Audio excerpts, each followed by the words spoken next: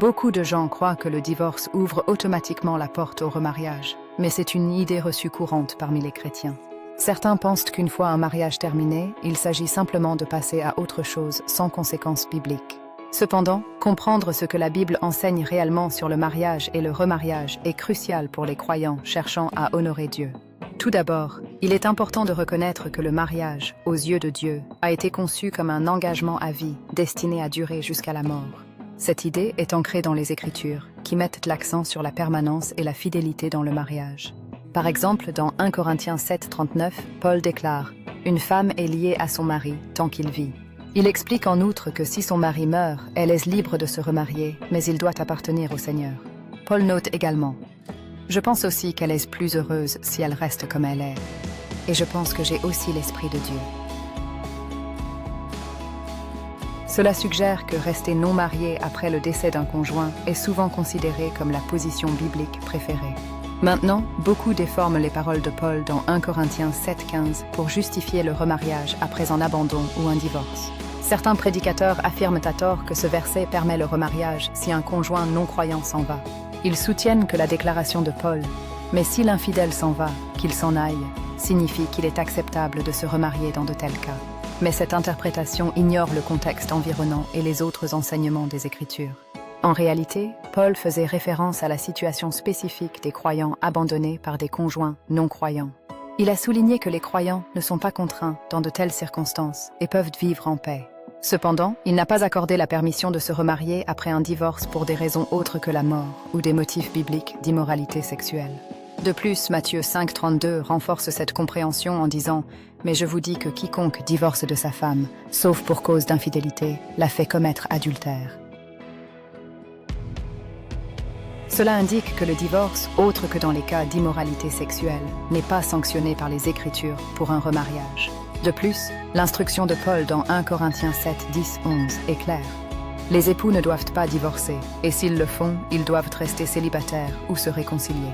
Il souligne que le mariage est une union sacrée destinée à être permanente, à moins que la mort ne survienne. Par conséquent, tenter de justifier le remariage à partir de ces passages est une mauvaise interprétation enracinée dans des convictions personnelles plutôt que dans la vérité biblique. De nombreux prédicateurs peuvent faire appel à leurs interprétations ou croyances personnelles, mais le contexte biblique montre le contraire. Le plan original de Dieu pour le mariage était un engagement à vie fait devant lui, et non un contrat temporaire avec des échappatoires. La misconception selon laquelle le divorce ou le remariage est permis dans de nombreux cas contredit l'enseignement clair des Écritures. Le Christ lui-même a réaffirmé la permanence du mariage lorsqu'il a dit dans Matthieu 19:6 « Ainsi, ils ne sont plus deux, mais une seule chair. »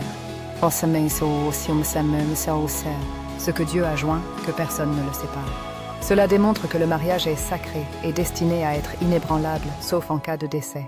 Même Paul, tout en abordant des circonstances spécifiques, n'a jamais promu le remariage comme une pratique standard en dehors des exceptions bibliques. Mal interpréter ou détourner des Écritures comme 1 Corinthiens 7:15 peut égarer les croyants par rapport au plan de Dieu pour le mariage. De telles incompréhensions peuvent causer des dommages spirituels à long terme et de la confusion parmi les chrétiens. Il est essentiel d'approcher les enseignements bibliques avec humilité et un désir de comprendre la véritable intention de Dieu. La prédication mal informée ou les opinions personnelles ne devraient pas primer sur ce que les Écritures enseignent explicitement concernant l'engagement à long terme. En conclusion, la volonté de Dieu pour le mariage est qu'il s'agisse d'une alliance permanente et lifelong, jusqu'à ce que la mort sépare l'union.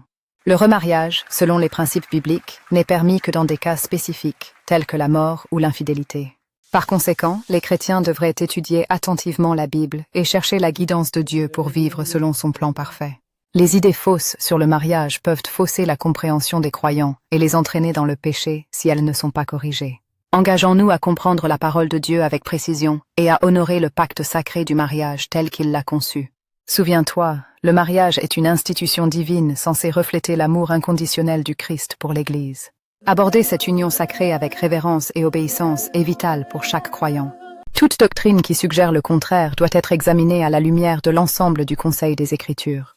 La leçon clé est que le plan original de Dieu pour le mariage n'était pas un arrangement temporaire, mais un vœu à vie. Lorsque les croyants comprennent et adhèrent à cette vérité, ils peuvent éviter des chagrins inutiles et une confusion spirituelle. Encourager une vision biblique du mariage contribue à préserver sa sainteté et l'intégrité biblique des relations. Dans les courtes vidéos sur les réseaux sociaux, partager ces vérités peut aider à corriger les idées reçues et apporter de la clarté à de nombreux chrétiens. L'objectif est de promouvoir la littératie biblique et d'encourager les gens à fonder leur mariage sur la solide fondation de la parole de Dieu. Comprendre la position biblique sur le mariage peut protéger les croyants des enseignements faux et des pratiques mal orientées. Tenons ferme à la vérité, sachant que le plan de Dieu est toujours le meilleur pour nos vies et nos relations.